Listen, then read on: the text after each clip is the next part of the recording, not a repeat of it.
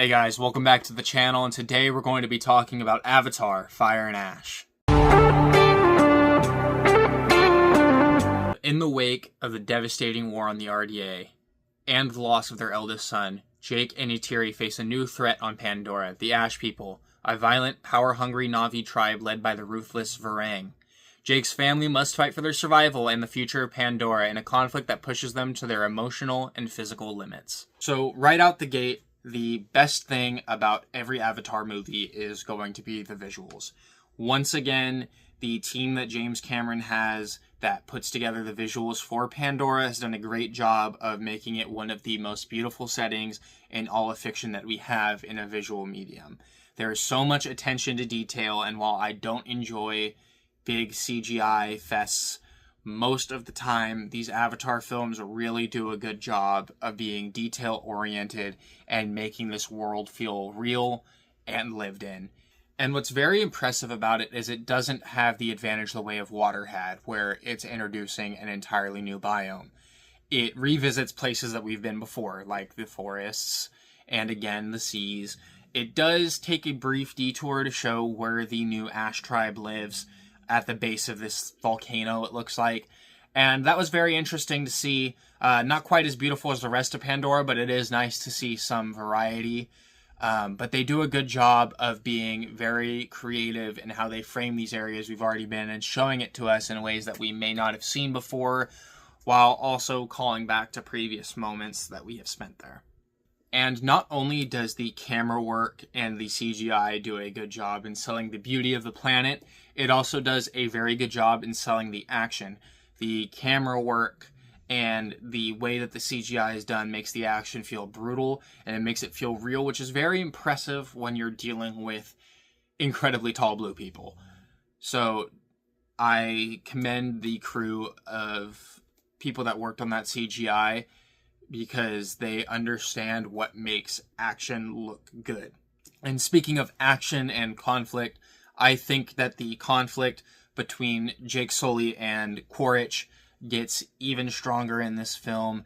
They do a good job of not only playing on the animosity they already have for each other, but they add a new wrinkle in where Jake is trying to get Quaritch to see the beauty in Pandora that not only he has found, but that Quaritch's own son has found.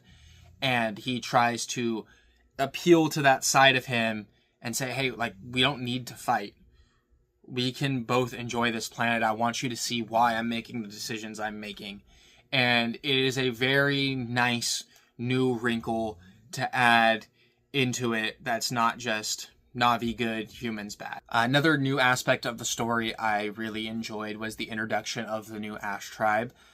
I think that they add a good bit of nuance to this conflict, where now you don't just have the Na'vi versus humanity. You now have a contingent of Na'vi that just want to see the world burn, essentially. They just want some form of control that they believe humanity can give them. And so now you have a lot more muddy conflict, which is very true to life. And so I appreciate that they went that direction from it and added a little bit more depth and a little bit more nuance to the conflict of these films. I also do think that Zoe Saldana gives the far and away standout performance of the film, which is pretty impressive given the amount of CGI that it takes to bring her character to life. But in both the body language, the facial expressions, just her tone and inflection of voice, every moment in this film is colored by the grief she feels over losing her son in the previous movie. Even if it is a mundane scene of her and Jake talking in the hut or they're in battle, every moment is colored by that piece of trauma that was inflicted on her in the previous film. And I just thought that it was a very impressive performance, so well done to Zoe Saldana. Now, while this is a very impressive film, and I did walk out of the theater enjoying it and being glad that I went, I do have some pretty major issues with this movie. Now, the big issue with this film, and the one that I've been seeing a lot online, is this film feels like it has recycled 90% of the plot of the previous film. Now, just to give a few examples, I'm just going to run through them. Jake and his younger son Loak still have no trust between the two of them. They started to have some of that rapport and some of that trust start to build at the end of the film in Way of Water, and it is completely destroyed at the beginning of this film, and it is partly justified because the older son, spoiler alert, does die in that original or sequel, but it feels like we've reset that plot line entirely to zero again in the very next film. Another plot line they recycle is the military looking for Spider. Now, it is for two different reasons in both the different films. However, it is kind of weird and frustrating that they captured him in the last film, and then he got away, and now they're tracking him again in this film to try to capture him, and it just feels like a repetitive plot line that they maybe could have consolidated into one.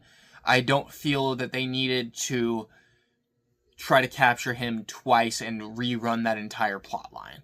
And third, and the place that I felt it the most, was in the final battle sequence of the film. It feels at points almost beat for beat exactly the same as the previous one, where they're staying on the water, all these boats pull up to take out these whales because they have this resource, and the Na'vi go to fight them.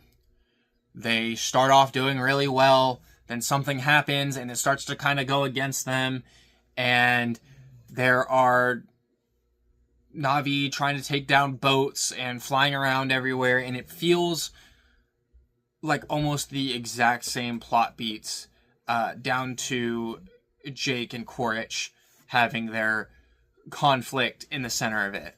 So I really didn't understand why we couldn't have set this final battle somewhere else, or why we couldn't have had different set pieces for it, because at the end of the day, to have a 3-hour movie and have a really nice action sequence to end it, and then have a second movie that is also 3 hours long that ends with almost the same exact type of sequence, it starts to feel a little bit redundant.